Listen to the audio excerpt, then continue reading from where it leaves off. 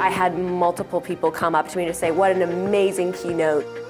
He gets right at the root of what motivates people. It's really important to me that I don't stand up here and pretend to be anything that I'm not. Okay, I'm not a psychologist, I'm not a sociologist. I'm a guy who writes songs in his bedroom and gets up on a stage and plays them for people, and I've done that several thousand times. And I feel like in order to be of service to you, what I need to do is I need to ask myself this really important question. And that's, how do your experiences and my experiences overlap? The reason I like Peter's talk so much is that he's lived what he talks about. And I've seen so many people on stage, they've read something in books and they brag about it, or they just spout out stuff that everybody else is doing. But Peter, you could tell, has lived every part of his story, and it was just captivating.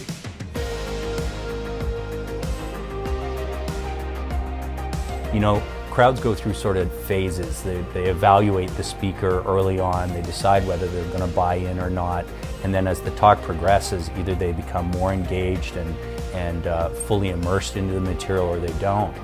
I've never seen crowds respond in the way that they do to Peter Katz. They become so completely immersed, I think emotionally and intellectually, in the material that you can't help but feel that you've been part of a unique experience and a very meaningful one.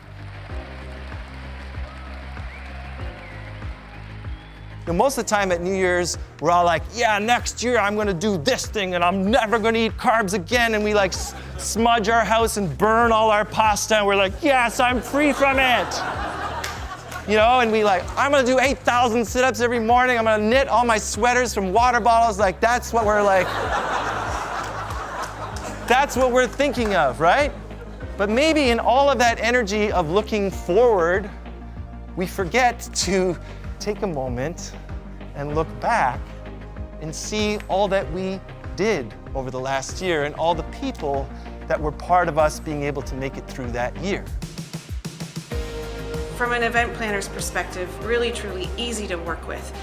Really thorough in his preparation, and then really wanted to know what he could do to make our event better. He arrived on site and really embraced the community that's here at our conference and interacted with our attendees. And so that when he stepped on stage, he knew us as if he was part of our industry.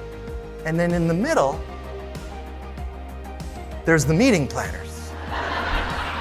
I so wanted to come up with a meeting planner joke. Thank you, thank you. We met with Peter beforehand, just to review the type of topics he might be going over.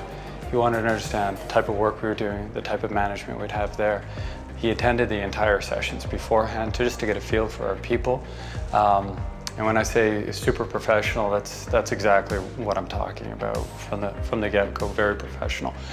Proof is in the pudding, and the feedback has just been amazing. Ultimately, neither of us really controls the outcome. We control how we show up. And we have to trust that if we show up in a wholehearted way, then we create the potential for these amazing outcomes to occur.